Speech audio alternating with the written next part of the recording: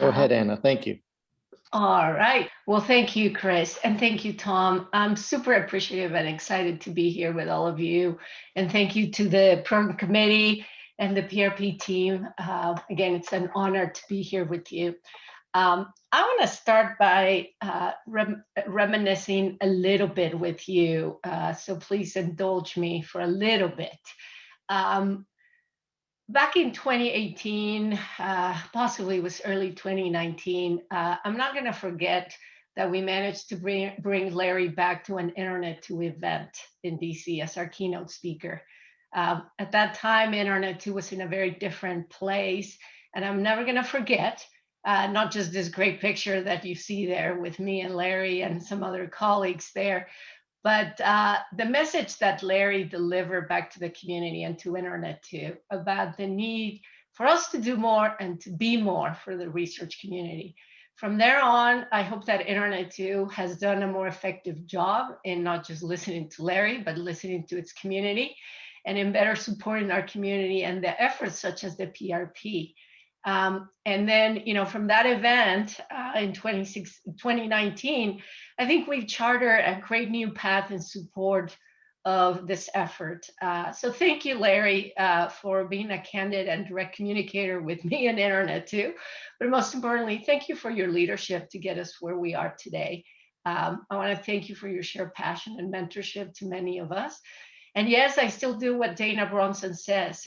So thank you for that. But also, I think it's so important to recognize that it is through people like you that have mentored many of us and supporting us that we can continue to support also the community that we care about.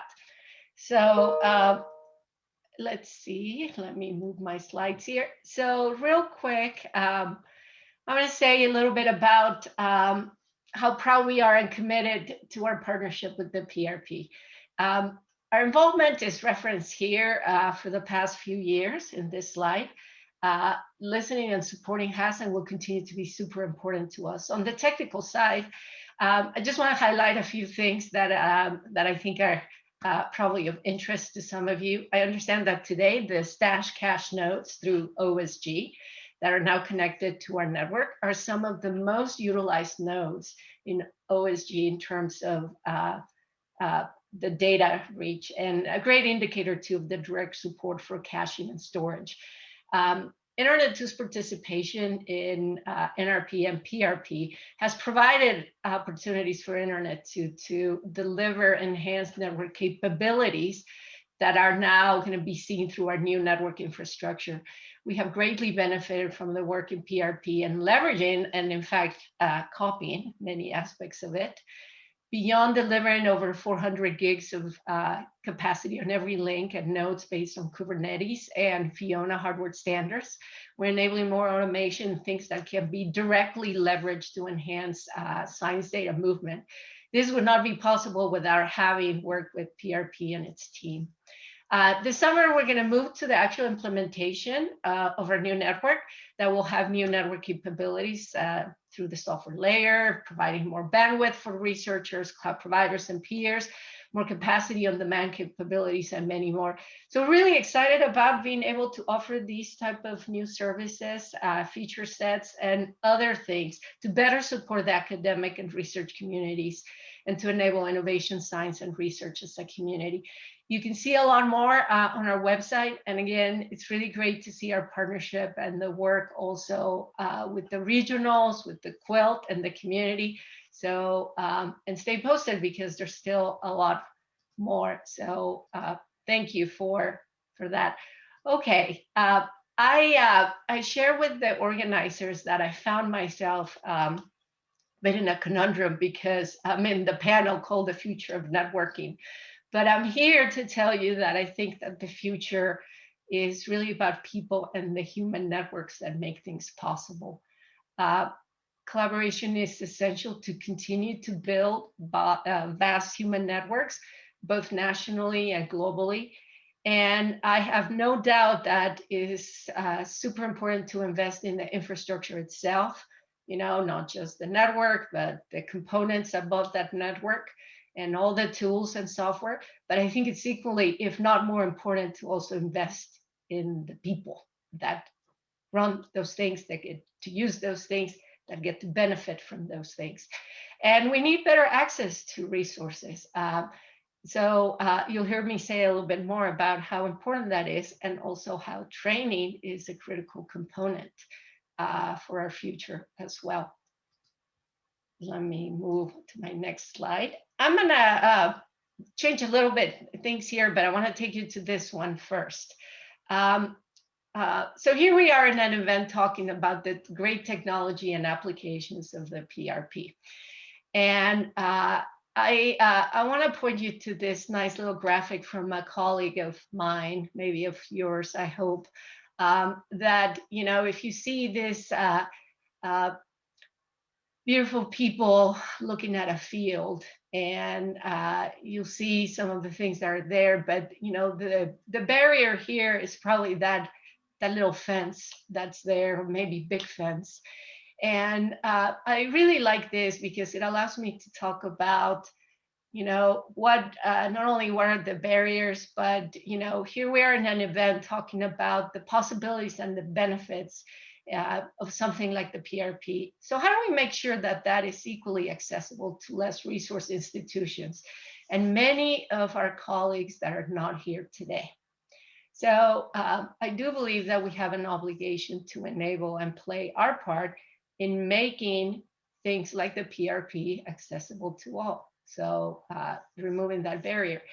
And so how may we contribute and play our part in ensuring that those barriers get reduced or maybe altogether taken apart?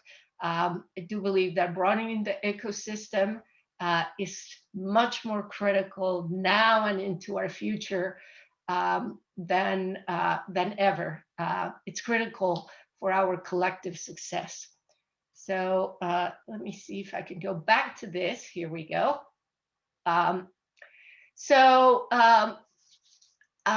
As part of what I want to just leave you with is that, and Dr. Allo talked a little bit about this, but that an underappreciated strategy to address this urgent need, is to focus on the development and enhancement of cyber infrastructure at minority-serving colleges and universities. It is with this focus that this effort called the Minority Serving Cyber Infrastructure Consortium was created. And it is because of this that our future must have a way to support this effort and our colleagues leading this effort. I'm very thankful also to Larry, who actually enabled my getting connected to three of the leaders of this effort: Dr. Allo at Florida A&M, Dr. Deborah Dent at Jackson State University, and Dr. Damian Clark at Alabama A&M University, and others. And also, please note that there are many entities, including CNIC and other really great and important state networks that are doing a lot to support at the local level, at the state level, tribal communities, and other efforts to better support the tribal colleges and universities as well. So let me tell you a little bit about the MSCC. I'm a fan of the MSCC, and I don't mean to represent the MSCC. With their permission, I'm allowed to tell you a little bit about them. Please take a look at, they're in the process of creating their own website, but you can also look at the pages that we are hosting together in the Internet2 website. But it's important that I tell you that the MSCC is a transformational partnership to advance and to promote the cyber infrastructure capabilities at HBCUs, TCUs, HSIs, and many other minority-serving campuses with data, research, computing, teaching, curriculum development, and implementation collaboration, and building capacity and connections amongst institutions. The MSCC is dedicated to lifting all participating institutions by advancing cyber infrastructure in support of research and education across a variety of fields, disciplines, and communities. Internet2's own engagement has been Anna, I'm sorry, we really need to move on to Amy Okay. Walton, even though this is, I know you're Okay. just about at I'm the gonna end I'm there. gonna wrap it up. Our Okay. engagement has been limited, but it is through this partnership that we're really excited about the opportunities to break down some barriers and again to play a role in enhancing the capabilities and uh, and doing what we can to support these efforts.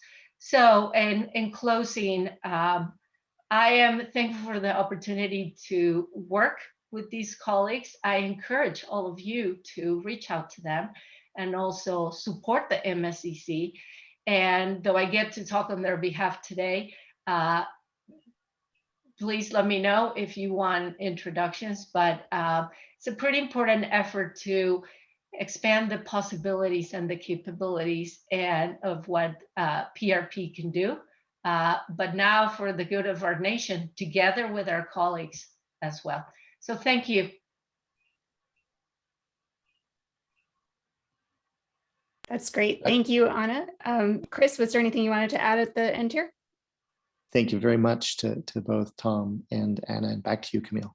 Great, thanks. Well, it was great to hear about what's next. It seems to be a bright future for the PRP and hopefully for the people who will work on it and create the next horizon for what's coming in network engineering and the people that support it.